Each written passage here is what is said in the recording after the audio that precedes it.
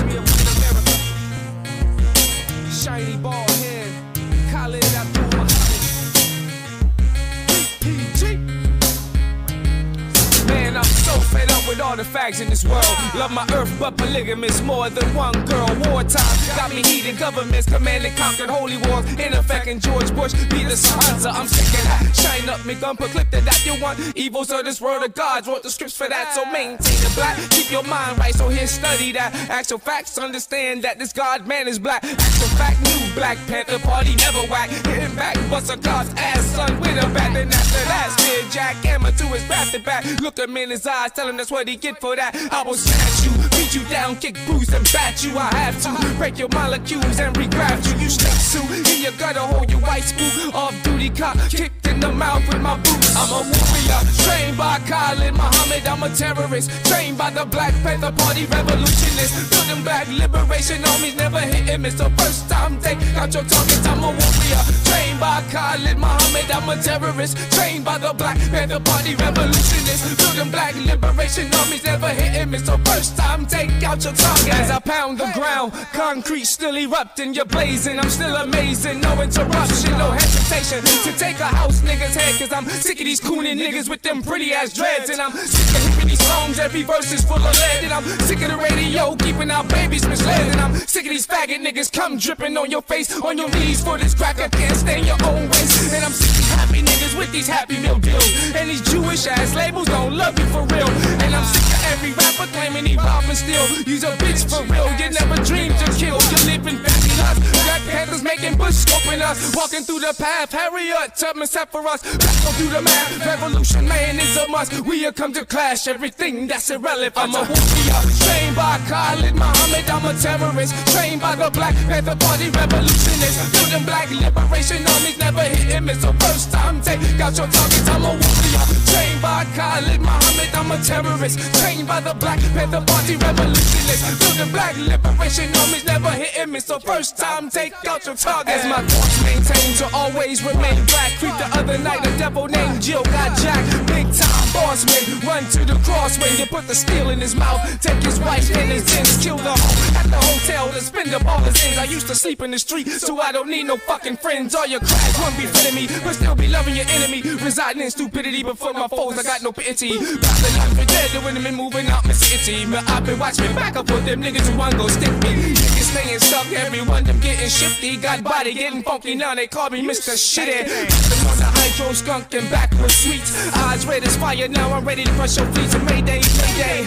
Now it's time to kill the beast. A new world order clan, no Dano and no man up from the east. I'm a warrior, trained by Khalid Muhammad. I'm a terrorist, trained by the Black Panther Party revolutionists. I'm building black liberation armies, never hit him. It's the first time take out your targets. I'm a warrior, trained by Khalid Muhammad. I'm a terrorist, trained by the Black Panther Party revolutionists. I'm building black liberation armies, never hit him. It's the first time take out your targets. I'm a warrior, trained by Khalid Muhammad. I'm a terrorist, trained by the Black Panther Party revolutionists. I'm building black liberation armies, never hit him. It's the first time take out your targets. I'm a warrior, trained by Khalid Muhammad. I'm a terrorist, trained by the Black Panther Party revolutionists. I'm building black liberation armies, never hit him. It's the first time take out your target.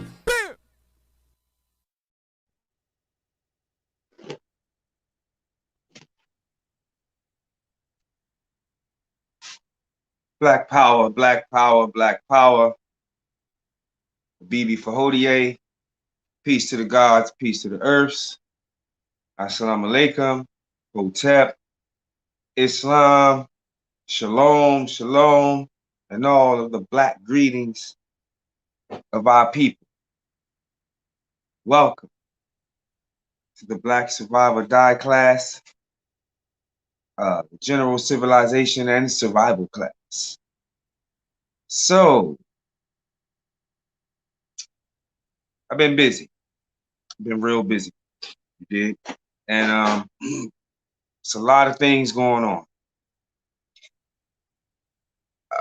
Man, I don't even know where to start, y'all. Like, seriously, I really don't know where to start. But I do know where to start. And we're going to start with our ode to our flag. Then we're going to have a nice little session. I've been going through some things dealing with my comrade, Brother Sharif, the National Field Marshal of the New Black Panther Party under the leadership of Crystal Muhammad.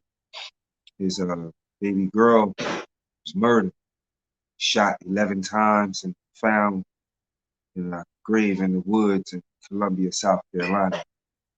So we've been on the grind, you know. Fortunately and unfortunately, the savages were captured. They're being charged with all kinds of charges.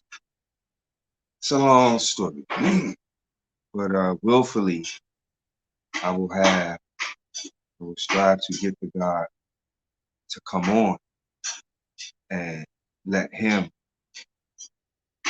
build about the story and the murder of his little baby girl. So it's been a lot on my head. I've been rocking and rolling, full uniform, rocking and rolling. So those are my Panther maneuvers. But it's a lot we have to talk about. That's dead ass serious, right? So let me jump into the Ode to our flag. And I want to thank a very strong comrade of mine, Brother Kabir Hadass. And he gave this book, well, hold up, not just this book, both of these books I'm going to be building from tonight.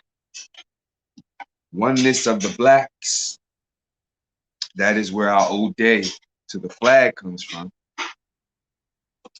and African Struggle and Heritage. Because I want to, let's get into the Ode and then we're going to get into the lesson. I'm on fire, y'all, so bear with me. It's been a lot on my head, a lot on my mind, all right? Our Ode to our flag. Here's to the flag of mine, the red, black, and green. Hopes in the future bright, Africa has seen. Here's to the red of it. Great nations shall know of it in times to come. Red blood shall flow of it. Historians shall write of it. Great flag of mine. Here's to the black of it.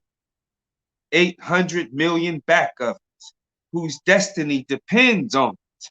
The red, black, and green of it. Oh, flag of mine. Here's to the green of it. Young men shall dream of it. Face shot and shell for it. Maidens shall sing of it. Waving so high. Here's to the whole of it. Colors bright and pole of it. Pleased is my heart with it, regardless of what is told of it. Thank God for giving it this great flag of mine. Ashe. Now,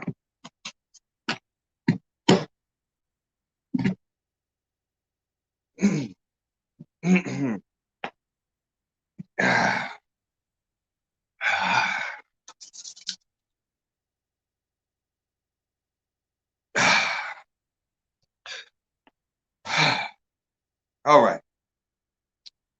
Time to talk.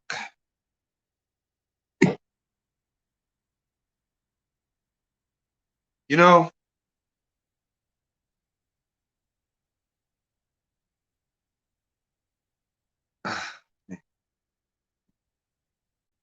this work that we engage in 365 days a year, whether we are in uniform or in civilian gear or Class B uniform or Class C, how many classes of uniforms you may have. You know, Brother Sharif says something that just stuck with me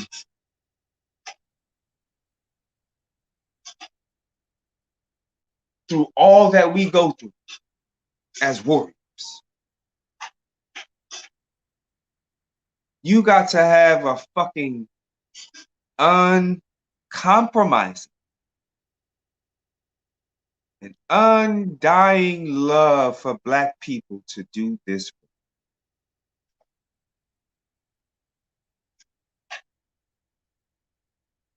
I want y'all to think about it.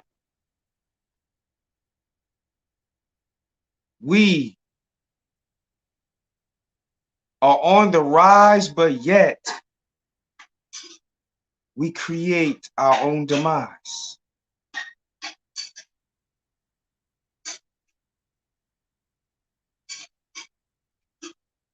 You must have a sincere passion for the liberation of the hearts and minds of African people. Yes, we're going to lose family members. We may lose our own life. Bear with me, I got to get this off before we get into this divine lesson. Ride with me. It takes a passion, unbound, untamed,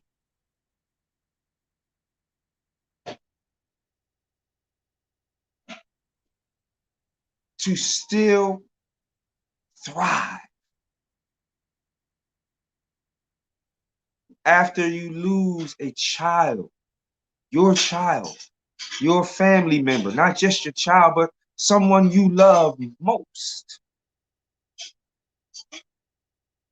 to a nigga out here on the street.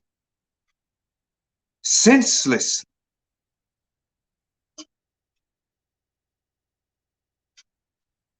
I want y'all to understand the pain.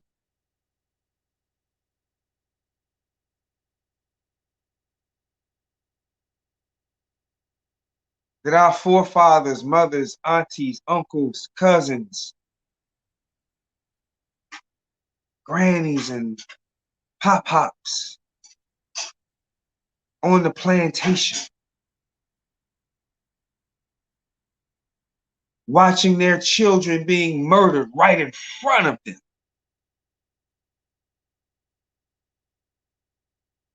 on a daily basis, to instill fear in the mind and the psyche of the original man, or the slave, if you will.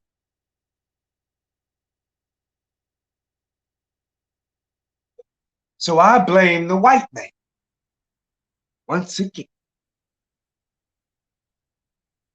Yes, I blame you savages for your savagery, but I understand where the savagery was taught from. Who taught you to be a savage? Who taught you to be a wild beast? Who taught you to be a unruly, trifling mother? Who taught you to hate yourself?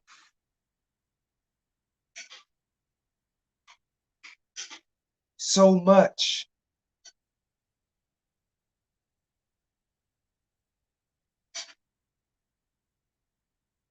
that our children are killing children.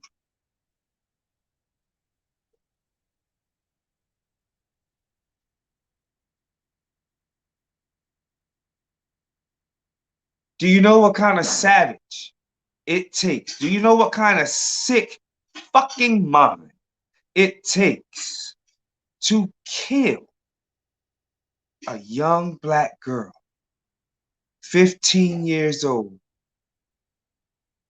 to shoot 11 times?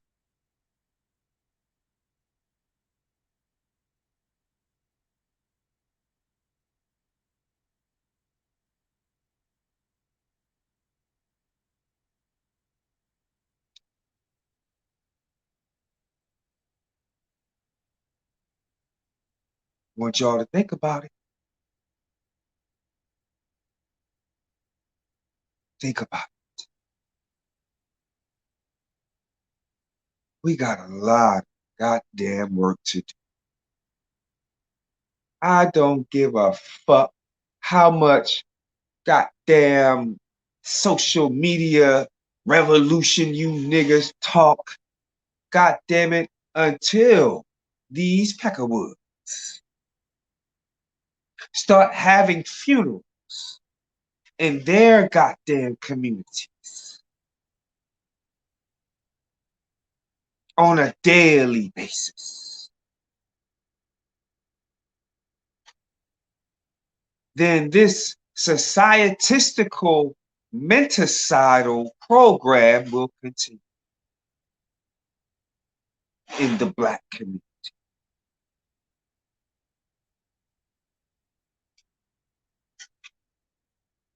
Some of you niggas just need to fucking die. Everybody ain't going to Africa, man. Everybody ain't gonna make it.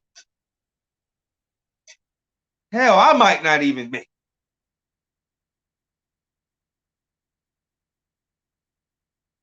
If you was to see some of these thoughts that run through my head, I'm not even gonna be, let me leave that alone. Because see, when we talk about justice, it ain't a bunch of this, homie. When we say justice for Sanaa Amenhotep, it ain't just a bunch of talking. It ain't a bunch of fucking rapping and poetry and shit. It ain't no goddamn cliche.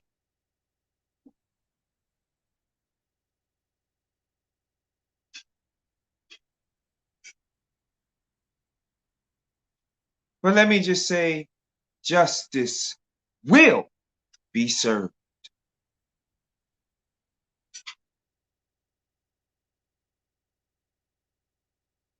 See, let me show you how this Black godliness works. One of the culprits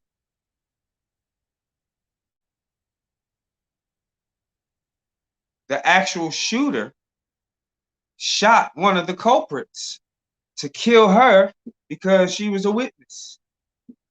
So after she did all her dirt,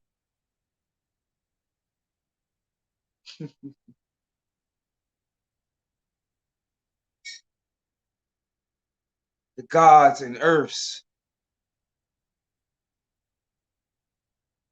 the universe, the ancestors, we all have spoken.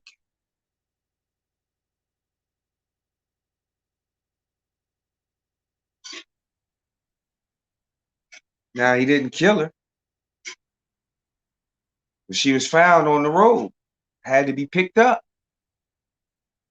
rushed to the hospital. And that's how Sanaa was found.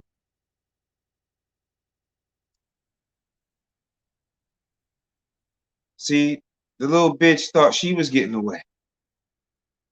But we said, not today, boy, not today.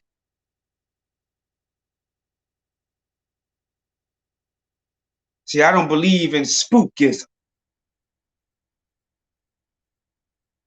So notice I said the gods and earths first. The physical with the spiritual and the ancestral. Because there's nothing spooky.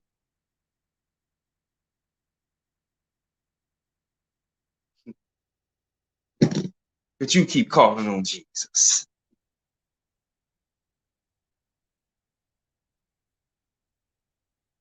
But it takes a undying love to love you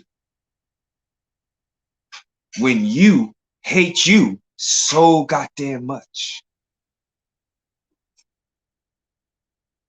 This is why at the end of every class I say, I love you more than you hate yourself.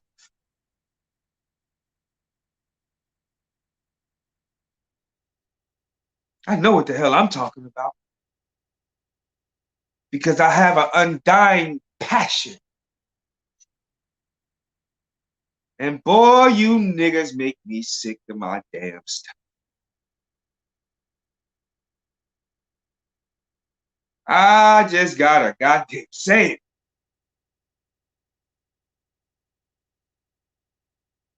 Trifling. Just goddamn trifling. And you love it. You love it. Every single damn bit of it. You love it. Pigsty wobbling asses. You love it. You love the nigga shit. You love the drama. You love the killings. You love the violence amongst one another. You love the hatred. You love it.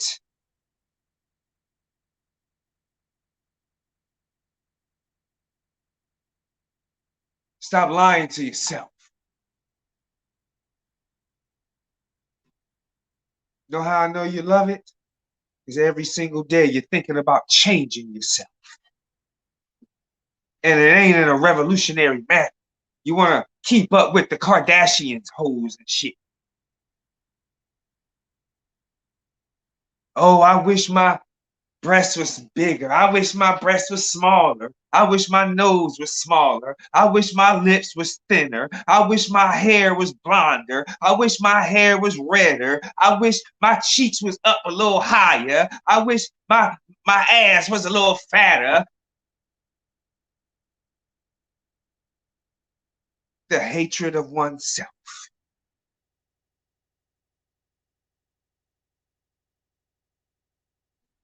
So don't sit here and say you love black people because you don't even love your fucking self. Now, let's get into why. Brother Kabir Hadas, in the chapter of his book called African Struggle Inherited, in the Never Forgive, Never Forget section, the title is called Black Human Guinea Pigs. And yes, we're still talking about clandestine operations of urban tactical assault. See, and I told y'all when we first started this particular class session we building off of, can go so many different degrees of warfare. So when we're talking about black human guinea pigs, human guinea pigs, we're talking about many different degrees. We could be talking about biological, chemical warfare. We could be talking about mental programming, in which we are, because all of that is relevant. This motherfucker cracker did some shit. And I'm going to tell you what he did with his old lying ass. I'm going to tell you what this bastard did. Listen carefully. Take notes if you will. You know the rules of class. Black human guinea pigs. In 1945, a Philadelphia white doctor by the name of James Sims created what was called a breakthrough in the medical field. Slave owner Dr. James Sims invented the catheter. So he says. Today, this tube is used by millions of hospitals and doctors all over the world. The tube is inserted into the urethra duct and used to release urine. So if the patient is not sedated, the process of inserting this device is extremely painful. This invention would not have been successful if not for the sacrifice of 3 innocent black sisters named Lucy, Betsy, and Araka. James Sims and his bloodthirsty assistants used our sisters to perfect this vicious and inhumane procedure. This is an assault. Our sisters went through over 30 attempts each to penetrate their bladders. They lost a significant amount of blood, caught infections, and their organs were ravaged.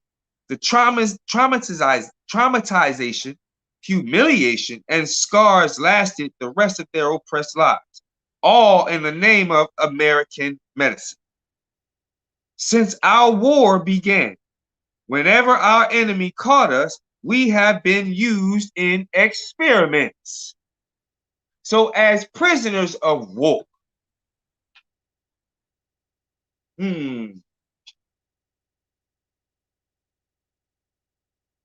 if you are in a war and you become a prisoner of war, doesn't that classify as an assault?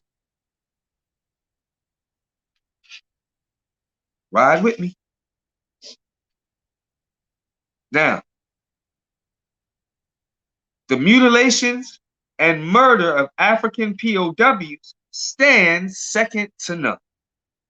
We can historically trace inhumane practices administered by our enemies all throughout our fight for freedom, from the 1940s to the 1900s to the 1990s, pardon self. American medical research programs, universities, pharmaceutical companies, and hospitals all use Black men and women as guinea pigs in prisons. Philadelphia has always been a major area where we as Africans have felt the pain and disaster of white supremacy. Think about it. At the shores of 2nd and Market, Penn's Landing, the docking of the slave ships, 5th and Market, the housing quarters of the slaves, City Hall, the auctioning of the slaves, the torturing of the slaves, the raping of the slaves, the mockery of the slaves, and the outright goddamn murder of the slaves publicly, right here in Philadelphia, Pennsylvania. So, the next time you take your Black ass to Great Adventure, King's Dominion, Hershey Park, all of these damn amusement parks, I want you to think about Philadelphia, Pennsylvania, 15th and Market, what is now called City Hall, was the first public spectacle for slaves to be auctioned, raped, maimed, killed, sold off, and murdered publicly. Crackers from all around the goddamn world, Germany, France, Pakistan, even had Chinese. So the records say. I don't know exactly how true that is, but the records say, it was Mr. Yen around.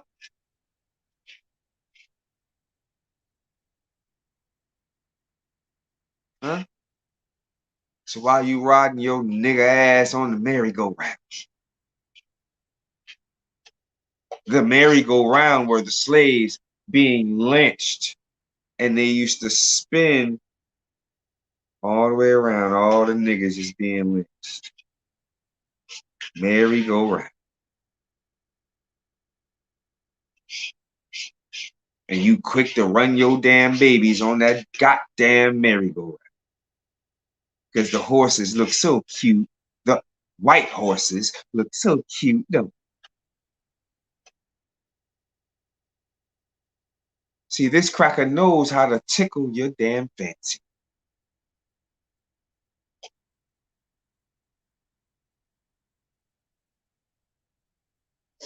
Holmesburg Prison, opened in 1896. It was another northern prison built to compensate and replace traditional slavery after the Civil War and the so-called Emancipation Proclamation. Holmesburg Prison is one of the largest county prisons in the United States, with a 35-foot high, 8-foot wide field stone wall surrounding it. Holmesburg's first 50 years were filled with bloody riots, clever escapes, and violent, vicious attacks on guards. Holmesburg was home of the Klondike. The Klondike was an oven like building, an entire building, but it was built like a fucking oven, okay, to punish strong and influential prisoners. In 1938, 3 black prisoners died in the Klondike for starting a food strike. This torture chamber was a small brick building with a few cells, no windows, and a line of radiators turned to full blast. In the early 60s, other country prisons were built to lock down the ever-growing captured slave population. One was the House of Corrections, which held 800 to 1,100 prisoners. And the other was the Philadelphia Detention Center, which was built to replace the municipal prison Maya-Mensing on 10th and Reed Streets right in South Philadelphia. Maya-Mensing was originally built in 1835. The detention center held up to 1,000 Africans. It is at these Philadelphia prisons that some of the most inhumane and sadistic experiments on our people would take place. Dr. Albert Klingman of the University of Pennsylvania started medical research in the Philadelphia County system in the early 1950s. Originally, the Holmesburg prison pharmacist called Klingman about a spreading athlete's foot epidemic, but Klingman would soon discover the potential for unlimited money, fame, and experiments and more experiments. The government, FDA, Holmesburg Prison, University of Pennsylvania, and Edward Hendrick, superintendent of the Philadelphia prison system, would make deals, make contracts, set up businesses, and destroy African lives.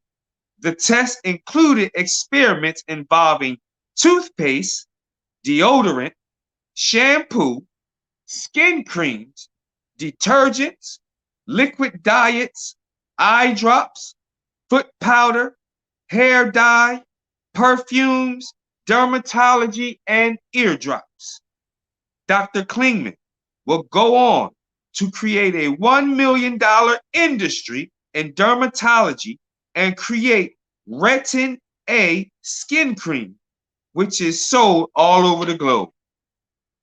Now, the white man also performed thousands of LSD and cancer experiments. By the mid-20th century, not only in Philadelphia, but prisons all over the country, Black POWs were being injected with polio, tuberculosis, cancer cells, and were performing various burn and radiation studies.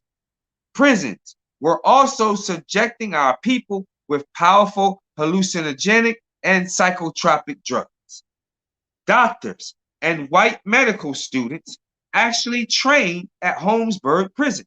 When our brothers didn't have any money for commissary and were purposefully held from getting a job, the social workers and counselors would recommend and persuade them to enroll in the University of Pennsylvania's testing program.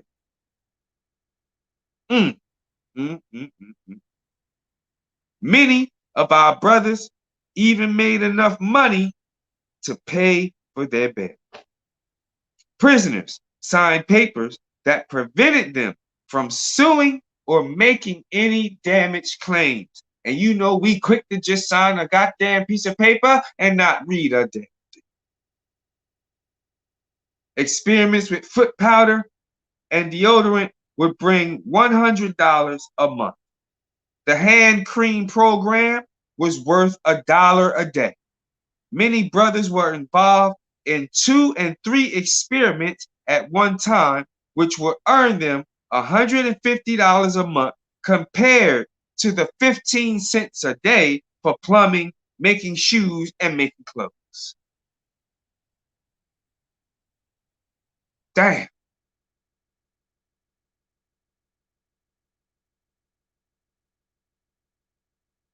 It's sad because we would rather kill ourselves for a goddamn dollar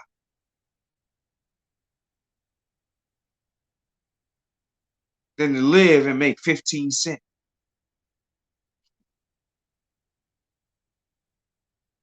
If you understand what I'm saying. But that's our mindset.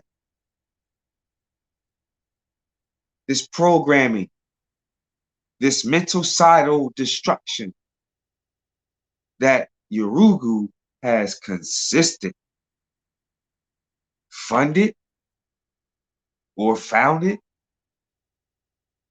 on the minds of Africans. This cracker will spend trillions of dollars to keep you sleep, keep us sleep.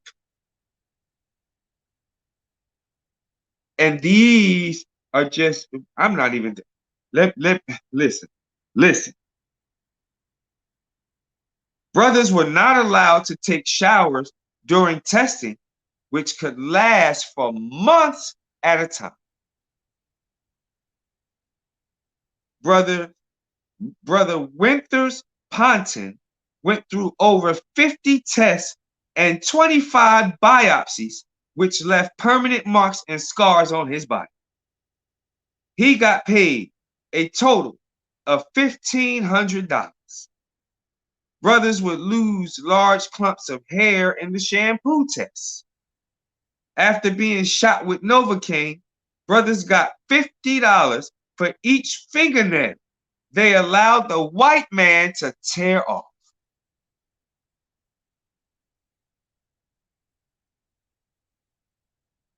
Are y'all listening?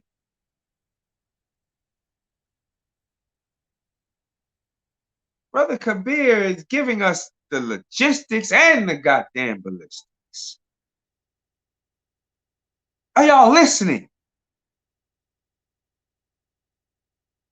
And you trust these goddamn Peckerwood doctors? Oh, we're going to get into that in a minute. Because as we're talking about the assault, the next degree I'm going to go into is the counter assault.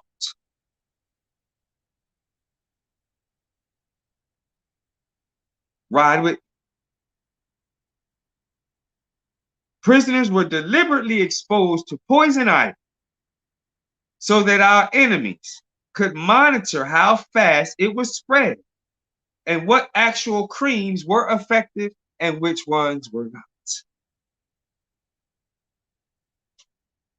Let me read this section again.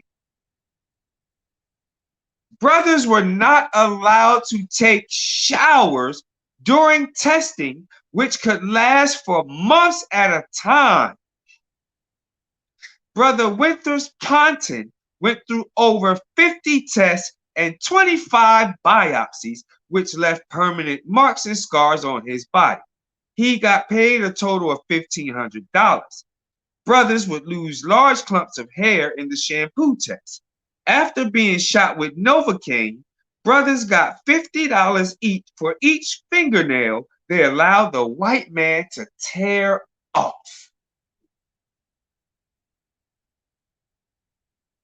No wonder, I mean, it's nothing really new because they put your dick in a pickle jar and sell it in the market. This that good shit. This that nigga meat. the thing they absolutely fear the most.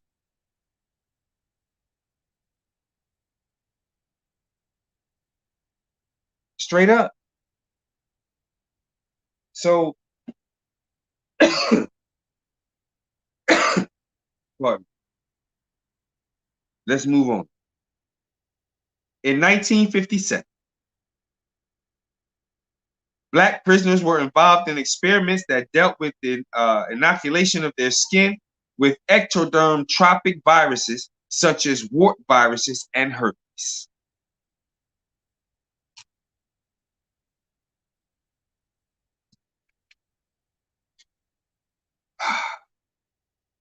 The major skin areas were infected were the back, the face, scalp, and the genital areas.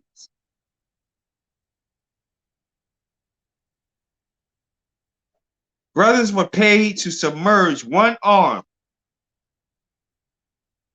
in a sodium lauryl sulfate solution 1 hour a day for 55 consecutive days until the skin was like leather.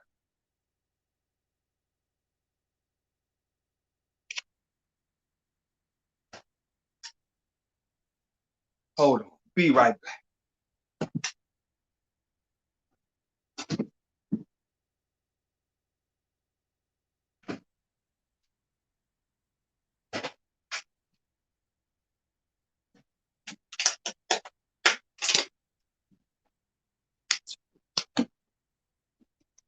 All right. Now, are y'all listening? Are you really listening? The types of experiments. And I want y'all to write these down. And I want y'all to look these experiments up and see for yourself. Y'all ready? Number one, the microwave light test would leave major burns on the forearms. Acid would be rubbed on the brother's testicles with a tin cup, while a tin cup was strapped underneath to catch the blistered skin. And this particular experiment was worth $3 goddamn.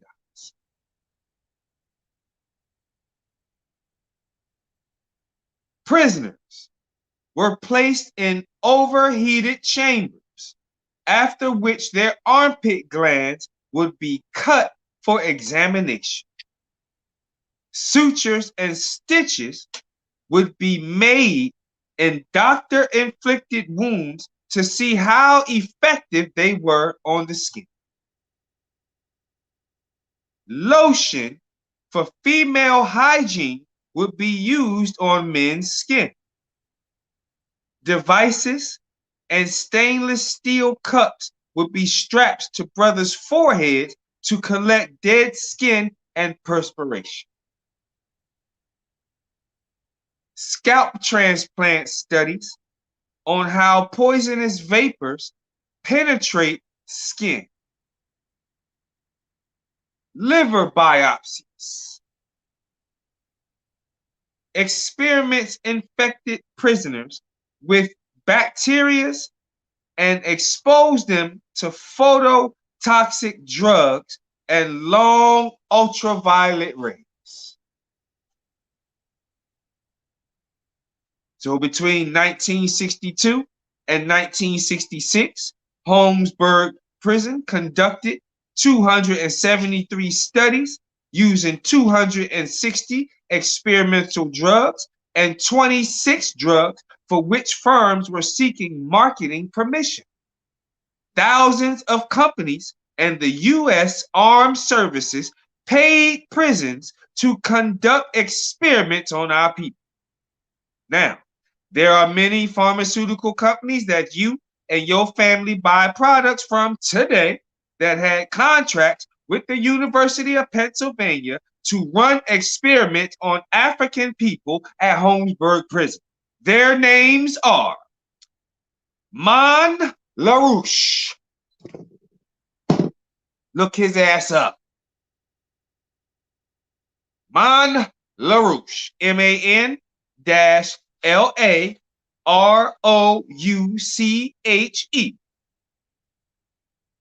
Park Davis. Look him up. Next is Abbott Ladurl. Ladurl is spelled L-E-D-E-R-L-E. Ladurl. Look his ass up. Uh-oh. Uh-oh. How about good old Pfizer?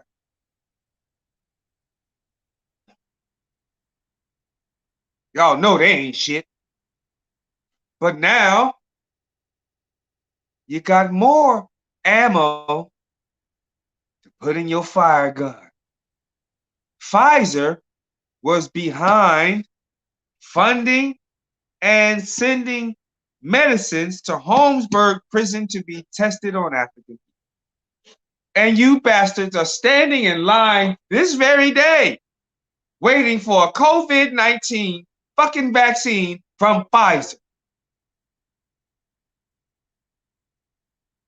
Y'all ready for the next one? Smith Klein.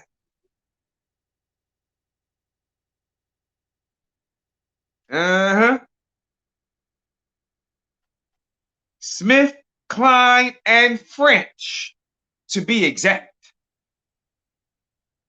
Tested products like anti-anxiety medication, tranquilizers, Valiums, Libriums, Ativan, Lorax, and Haldol.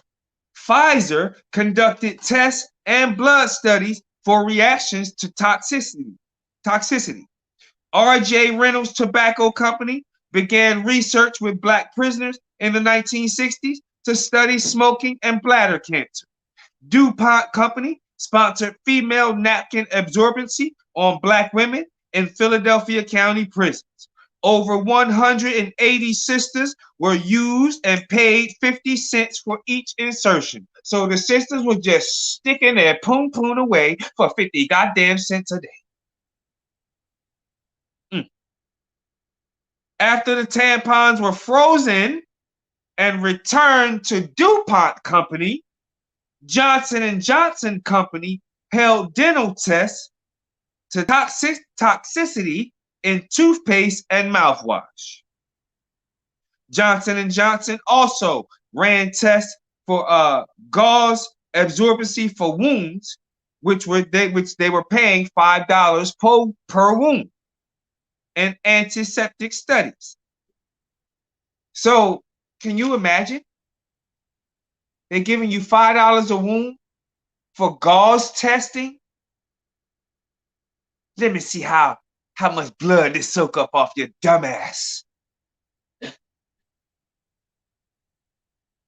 So you just cutting yourself the hell up for $5.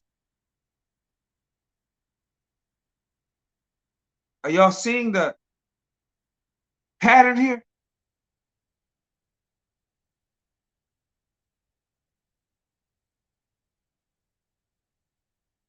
Because I hope y'all do know suicide was never prevalent amongst African people the way it is today. So are you seeing the pattern, not only of self-hatred, but self-infliction, self-mutilation, self-death? These crackers have broke your mind so much that you just sit and cut your goddamn self all day for $5 a cut. Not even a cut. Actually, you're not even getting paid for the cut. They just want to see if the goddamn shit can absorb you. So they make them thinner and thinner for your dumbass to keep cutting and cutting.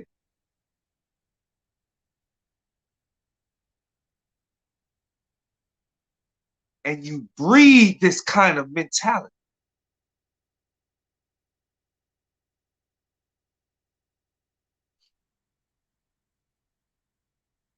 Isn't that an assault?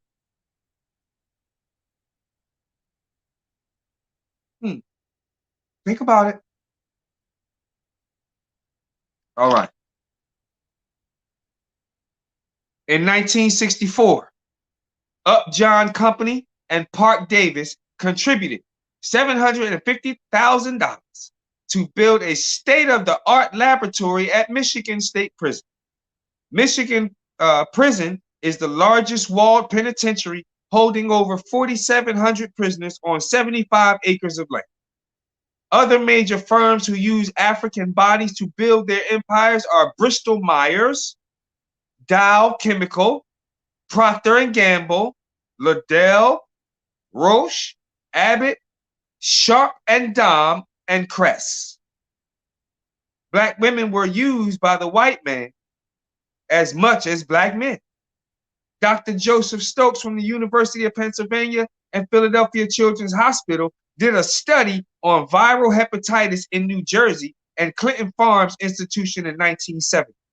In 1963, the Philadelphia House of Corrections ran experiments on over 100 women, black women, to determine the tolerance of the human vagina by daily insertions of medicated and unmedicated suppositories. They just want to sniff your poop. It's a little sniff, scratch and sniff. Black women also were victims of experiments on salt and water retention and even the impact of chocolate on acne. The U.S. Armed Forces also ran major tests at prisons all over this fascist goddamn country.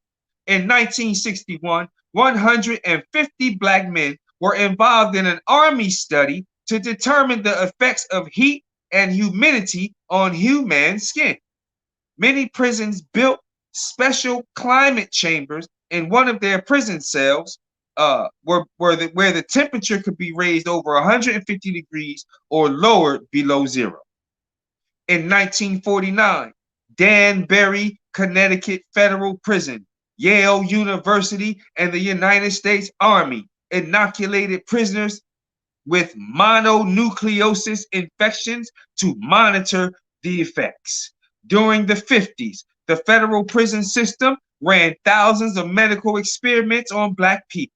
Lewisburg conducted hepatitis experiments. Atlanta Federal Prison ran malaria experiments on 400 African prisoners. The Army went from testing dogs, rats, and monkeys to African black men in prisons. In Philadelphia, biological chemical warfare testing for the Army was an everyday practice. Brothers were making up to $800 in 3 months. In the late 50s and early 60s, huge Army trailers could be seen lined up at Holmesburg Prison. In 1959, the approval was granted to conduct research on incapacitating chemical warfare agents. All of the experiments were conducted by doctors and students from the University of Pennsylvania. The chemical agents that were being tested on our people were the same agents the U.S. military was using across the world to kill African people all over the globe. The agents being used, such as EA 926, EA 3167, cause blurred vision, nervous activity, rapid heartbeat, vomiting, delirium, and incoordination, elevated blood pressure, prostration, stupor, and many brothers would be left in comas for days and even months at a time after testing. The CIA drug research at Holmesburg Prison used toxic chemicals, phenol, salicylic acid, coal tar, octylamine, octylamine. Boy, these crackers in these goddamn words. Cationic detergents, anionic detergents, hydrochloric acid, croton oil, mercuric chloride, and other poisons that cause skin hardening, skin discoloration, skin swelling, skin crusting, painful scars, skin burns, and complete disfiguration. From 1963 to 1973, the U.S. Army and Marines sponsored radiation testing on black men's testicles at Oregon State Prison. Prisoners were paid $10 for testicular biopsies and over $100 for vasectomies. Many experienced major swelling and bleeding in the scrotum. Between 1965 and 1970, God damn it, the federal government and the Atomic Energy Commission and NASA funded a long series of radiation experiments on Oregon and Washington State prison inmates. Did you hear me? Goddamn NASA. Huh? Oh, we exposing your white asses tonight. Yes. So we got started a little late. But I had to just bring the fire right to you. I had to just give it to you like it is. I told you we got some talking to do tonight, didn't I? Listen. These experiments were conducted to determine how much radiation could U.S. astronauts bear during space flights. Many brothers underwent risky radiation exposure to their testicles. The actual test entailed our brothers to lower themselves in a coffin-shaped box filled with water. They would be nude and would have their testicles dosed with radiation. After this experiment, our brothers would provide urine samples, semen samples, and biopsies. These vicious experiments caused prostate cancer, vision loss, rashes, lumps in the testicles, impotence, and extreme pain. At San Quentin Prison in California, between 1919 and 1922, hundreds of black prisoners were involved in testicular transplant. Dr. L.L. Stanley, not Cool J, goddammit, Stanley, conducted surgery which transplanted glands of rams, goats, and pigs into their scrotums. Did y'all hear me? I said, this goddamn cracker, L.L. Cool Stanley, conducted surgery which transplanted glands of rams, goats, and pigs into their scrotum. Black male castration and experiments on our reproductive organs have always been a major attraction to the Caucasian. Didn't I say put your dick in a pickle jar and sell it? Huh? They'll run around town with your ding-a-ling in some vinegar in a goddamn jar.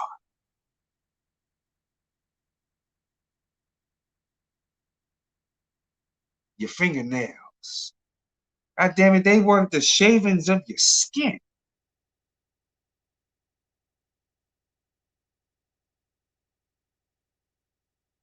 If you can't see by now the white man does not love you, maybe you should just jump off the goddamn bridge in a river full of piranha.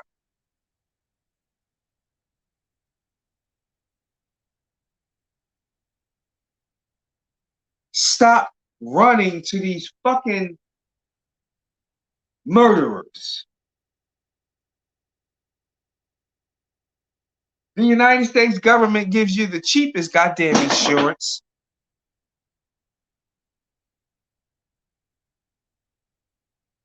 They don't heal you, they kill you.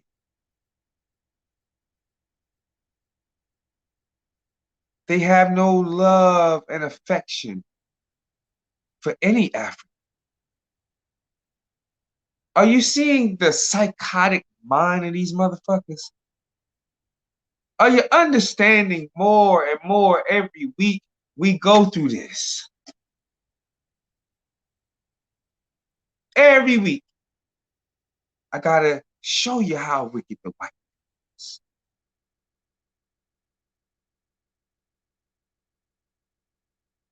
Now,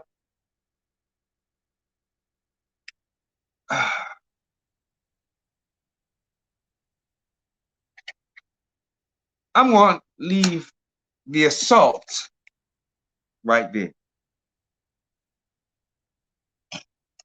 I'm going to leave the assault right where it's at. And I want y'all to thoroughly process this through your heads. Why did I give the history of Philadelphia? One, this is my city, unfortunately. Two, it has a very profound history when it comes to genetics and menticide, as you can see, as you just heard. And yet we wonder why the violence in this goddamn city is so high. Because we inflicted on one another because we were programmed to inflict it on self. And we bred that mentality generation after generation after generation after generation. Not even realizing we're the beast that's producing savages. You've become a beast within your own self, within your own circumference. You did?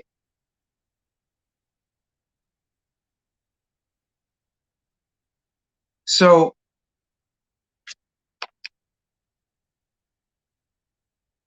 let's talk a little bit about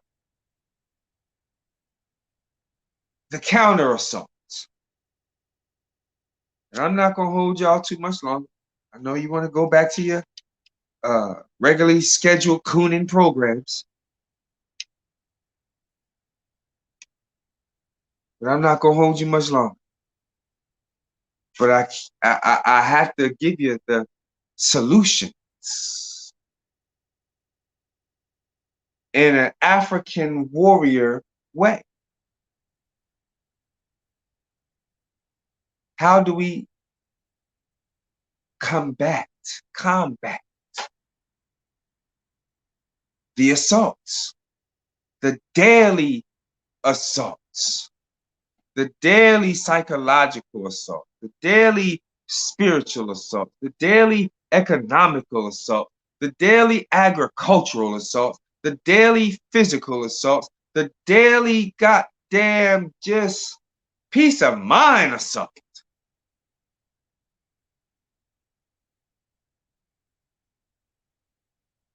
So y'all have no idea how stressed we warriors can really become at times, because we love you so much and we want to be free so bad. But we gotta keep coming back, holding your hand. Come on, little slave. Come on, bed witch. Come. We gotta keep coming. We can't fucking move past the goal line to get damn points. We got to keep going back to the 10-yard. Every time we get the ball, it's always one. Gotta fuck up the play.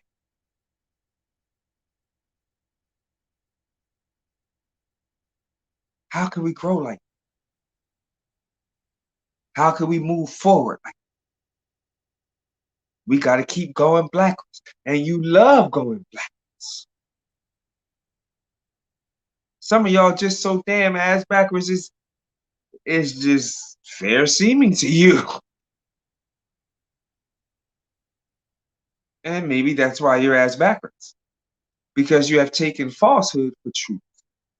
And the truth, you make mockery of it as false.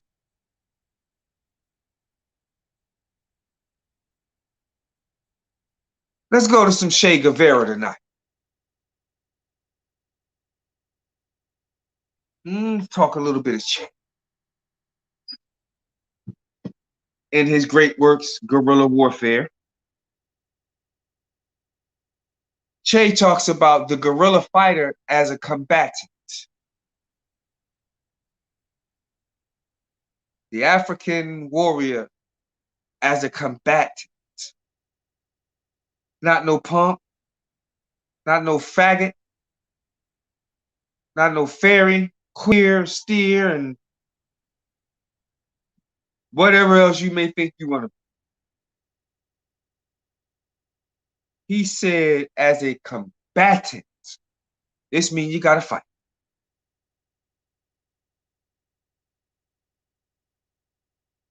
And yes, for a lot of us, well, a lot of y'all, you're gonna have to fight your damn self first. You're gonna have to fight yourself first. I mean, really beat the hell out yourself. I'm talking Willie lump. Beat the hell out yourself.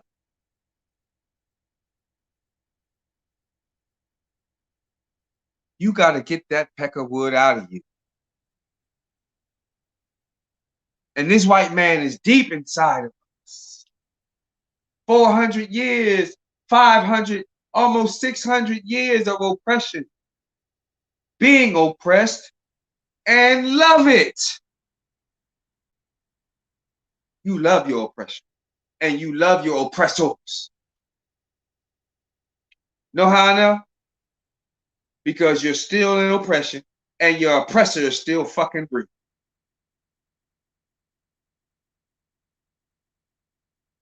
He's still breathing, alive and well, doing the most right now, doing the absolute whatever the fuck they feel like doing.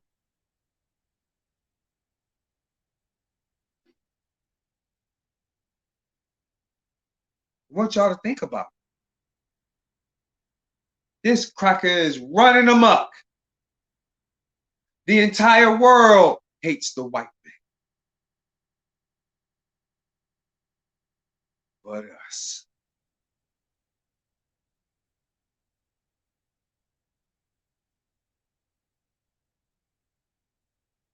You love this cracker so much, we will kill our own for the cracker. We will rob and destroy our own self. And the ones we say we love, and our neighbors, and just any damn body that's black. We just go ham. You're a superhero then. Here come the white man jogging down your street all hours of the fucking day and night. And you jump your nigga ass in the street so the cracker can run down the curbside. You get out the white man's way when he jogging through your neighborhood. When Becky is jogging her stink pussy ass through your neighborhood, you get out of Becky's way, nigga. But let somebody who look just like you, who ain't from your hood. Oh, you the goddamn community mayor. It's your block. What set you claim, nigga? Where you from? What block you from? It should be more like what plantation you from, fool. Because all you niggas is dumb. You from the Johnson plantation and he from the Smith plantation.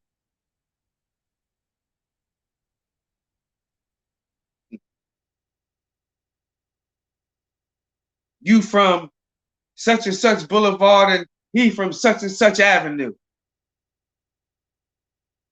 And the white man owned both boulevard and goddamn avenue.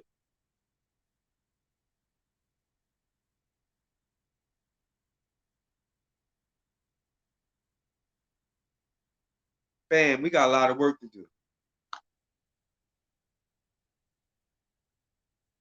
Especially as the combatant. So let's see what Shay has to say to us tonight. He says, the life and activities of the guerrilla fighter, sketched thus in their general lines, call for a series of physical, mental, and moral qualities needed for adapting oneself to prevailing conditions and for fulfilling completely any mission assigned. Let's stop right there. Let's go back to a series of physical, mental, and moral qualities, if you will. Because a lot of you niggas are moral-less. You have no code of honor whatsoever. And I'm talking about you niggas in this so-called movement.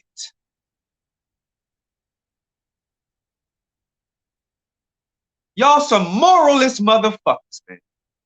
And I'm going to say it like it needs to be said. If you don't like it, hit the leave button. But y'all are some moralist bastards. How dare you put the fucking rainbow flag over top of the red, black, and the green?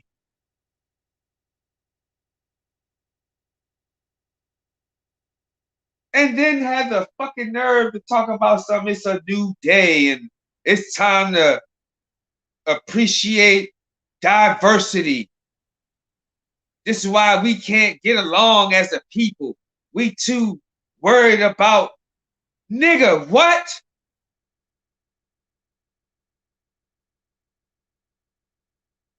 We just accept anything.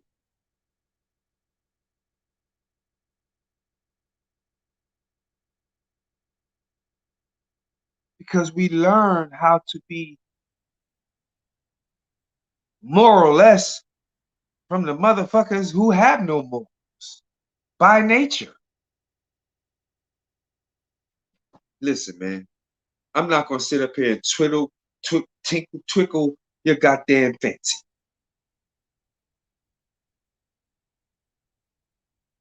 I refuse to tickle your ass with a feather and make everything soft for you.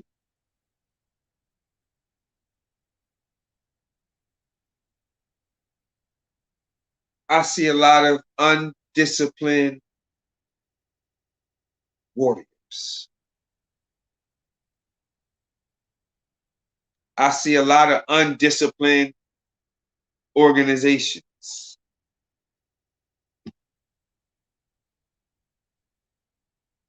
But Che just told us, as the guerrilla fighter, our life and activities should be of physical, mental, and moral qualities.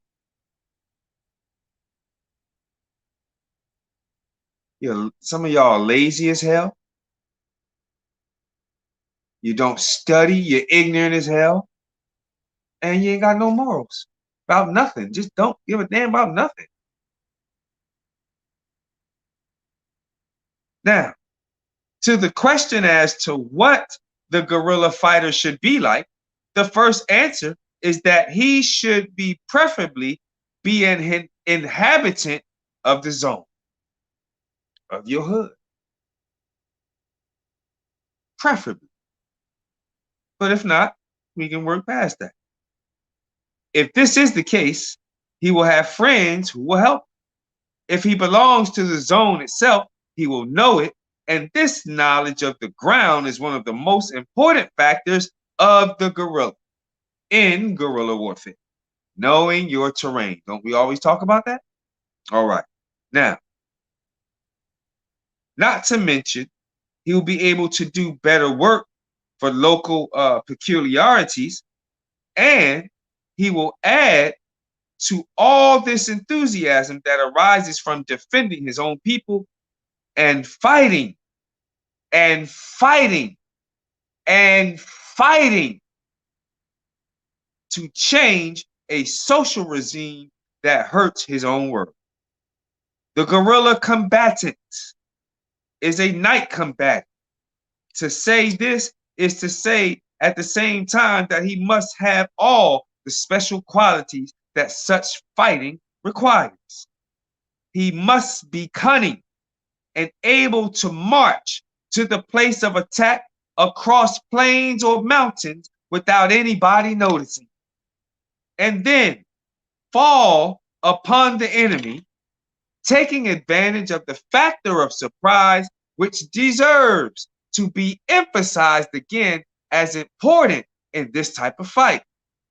After causing panic by this surprise, he should launch himself into the fight implacably without permitting a single weakness in his companions and taking advantage of every sign of weakness on the part of the enemy's enemy, striking like a tornado, destroying everything in his path, giving no quarter unless the total tactical circumstances call for it. Judging those who must be judged, sowing panic among the enemy combatants, he nevertheless treats defenseless prisoners benevolently and shows respect for the dead. A wounded enemy.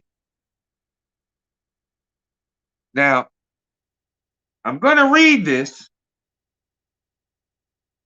and then I'm going to stop, and then I'm going to give my addition to it, if you will. Now, Shay says a wounded enemy should be treated with care and respect unless his former life has made him liable to a death penalty, in which case he will be treated in accordance with his deserts. Now,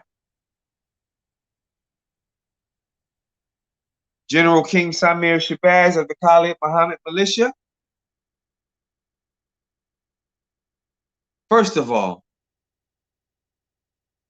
I'm not treating my enemy with no fucking care. I'm not treating my enemy with no respect in the time of warfare.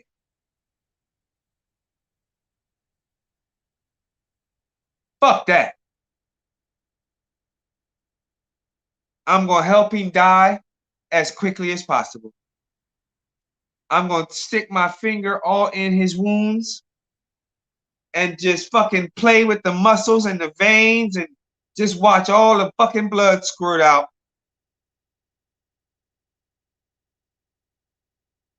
No, I refuse to give my enemy care. Not at all. Hell to the no. We're not doing that here. See, because what happens is your enemy is smart. And he would play on your weakness by being respectful and courteous and kind and caring for his wounds. And see, because I know I would play on your weakness.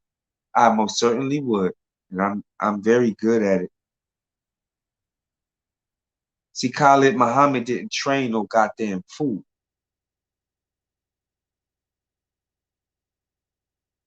I shut up and I listened. And I paid very close attention.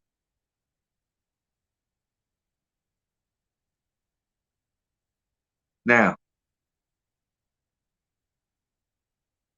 what can never be done is to keep prisoners unless a secure base of operations invulnerable to the enemy has been established. Otherwise, the prisoner will become a dangerous menace to the security of the inhabitants of the region or to the guerrilla band itself because of the information that he can give upon rejoining the enemy army.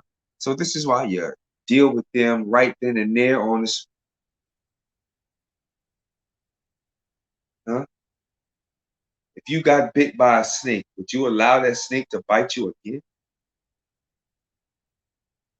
Hell no. You're gonna cut the goddamn head of that. Even if the snake didn't bite you. If you see the snake, you're gonna cut the goddamn head of the snake so it don't bite you, right?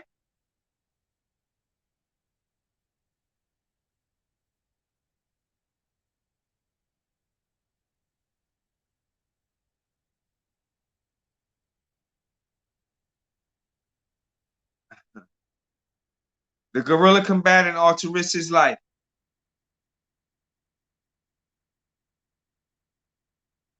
I don't think y'all heard. The guerrilla combatant ought to risk his life whenever necessary and be ready to die and kill without the least sign of doubt. But at the same time, he ought to be cautious and never expose himself unnecessarily. For this reason, let me black up. All possible precautions ought to be taken to avoid a defeat or an annihilation.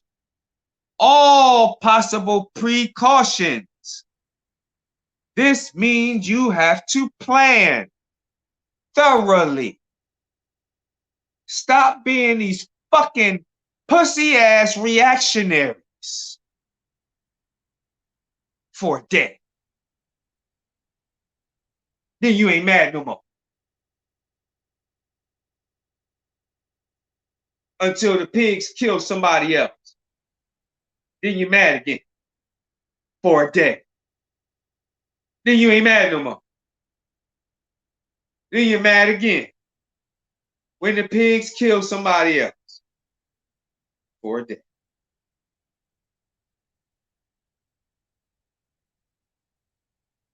This ain't no goddamn game. This ain't no fucking revolving door. Come in and jump out when you feel like it. Come in and jump out when shit don't go your way. Come in and jump out when you can't steal the money. Huh? When you can't get all the booty in your organization. You can't hit all the sisters.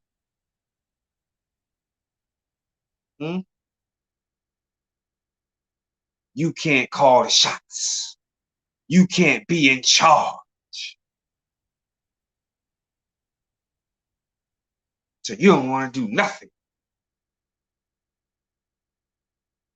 And as niggas like you, we cannot trust.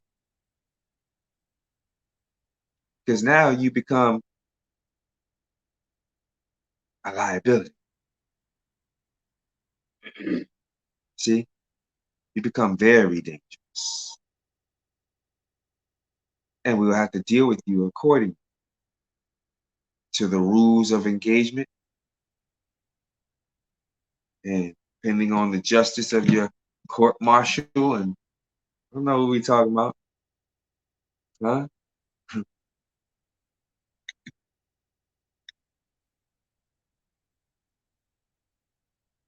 You ought to risk your goddamn life for freedom and independence of black people.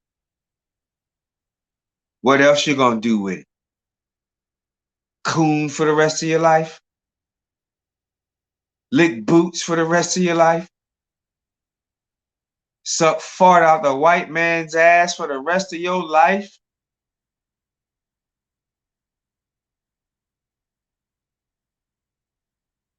Why not come and train with us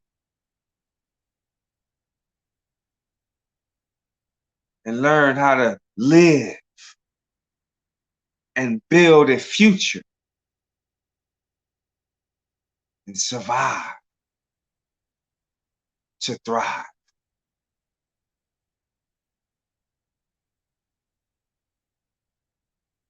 Now, for this reason, it is extremely important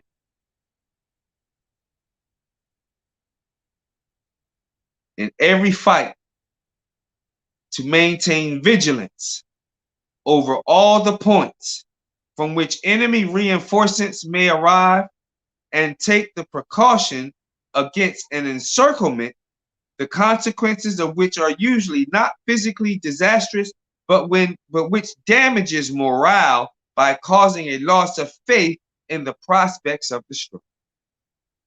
However, the combatant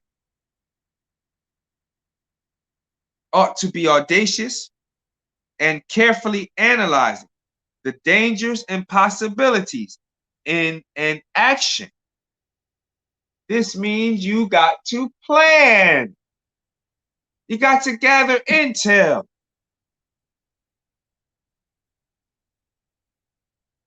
Take your comrades, y'all sit down and gather up all your intel and plan your plan according to the intel that you have. Boy, this is so simple.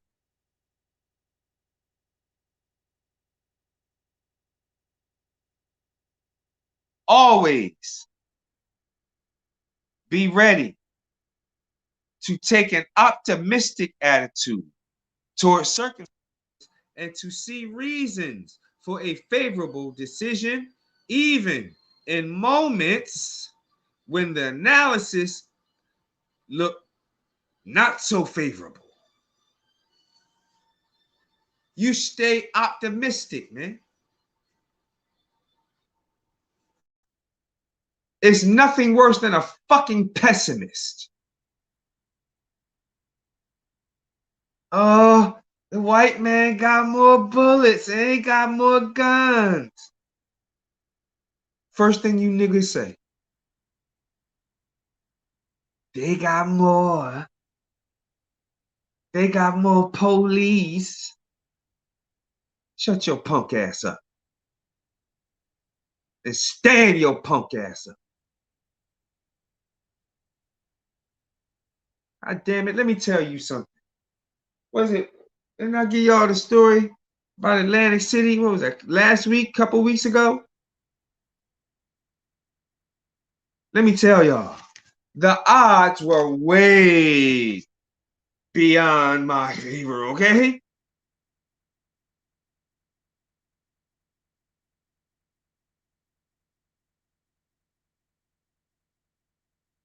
Two members of the new Black Panther Party. About 5 members of some other Black organization from Atlantic City. Pardon. So we're looking at about 7 to 10 people fighting for justice for Black people in Atlantic City, New Jersey. When the pigs rolled up, he had about 20 with him. We were still outnumbered, right? Plus all the coon-ass people who was just so happy when the police came. Because me and Heru was shutting down every goddamn thing. Pulling out wires and people fucking speakers. And we shut the whole goddamn coon fest down.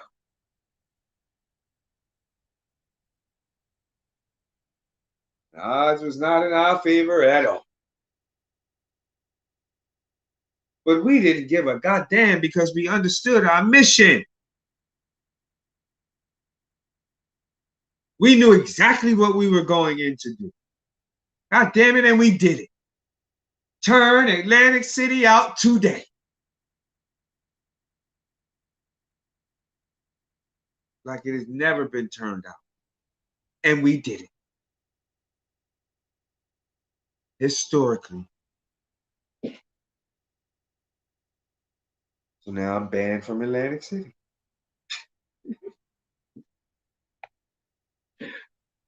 The judge told me, don't you ever come back to Atlantic City. Ever. Never, ever, ever, ever. Don't you bring your black ass back here.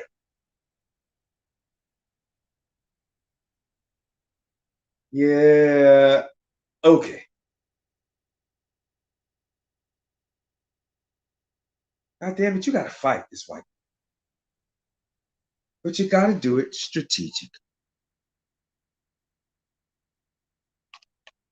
You're going to do it right. So you can get more numbers. Don't just do some reactionary foolishness. And I mean, you know, 1 or 2 is beautiful. Trust and believe. But if you're going to do it right. Take some numbers with you when you go down.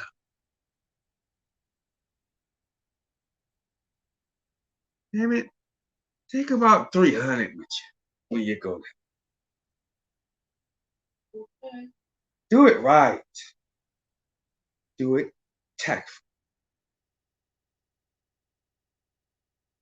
So with that being said, I love you more than you hate your black self.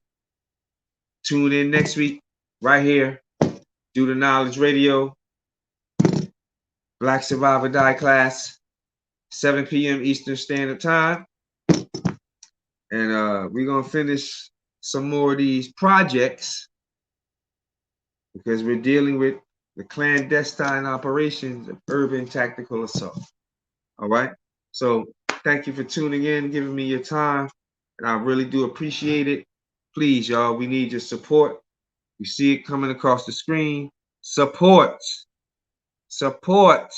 Black Survive or Die class. Cash App me, $ Black Survival. Cash App us, $ Black Survival. And yeah, hit the donate button, buddy. Thank y'all for tuning in. See you next week. And make sure y'all tune in this Saturday, 2 p.m. live from the field. The actual Survival Dies class session. Survival sessions. All right. Right here, Do the Knowledge Radio, 2 p.m. Saturday, 2 p.m. Saturday, 2 p.m. Saturday. Last weekend was having some vehicle problems. Everything was trying to prevent me from doing class, and I was not having it. So even though we came on late, goddamn it, I'd rather be late than have nothing at all when we've been waiting to do this. So I thank y'all that did tune in anyway, even though we was late. I appreciate it, and I hope y'all enjoyed it. You know what I'm saying? But guess what? We got more to come. So stand by and definitely tune in this Saturday for another class session. And we're talking about shelters. And within the shelter class, we're going over building your bug out vehicle as a shelter system on its own. You know what I'm saying? Have everything right in your vehicle, bug out vehicle. So that's where we at with this class session of shelters. We done did some tents and hammocks and gave you different looks and different options and some things. But now we're going to the vehicles and show you how you can use your vehicle as a straight up shelter to live right out your vehicle. You did? So tune in Saturday, 2 p.m. Black Power, BB for ODA.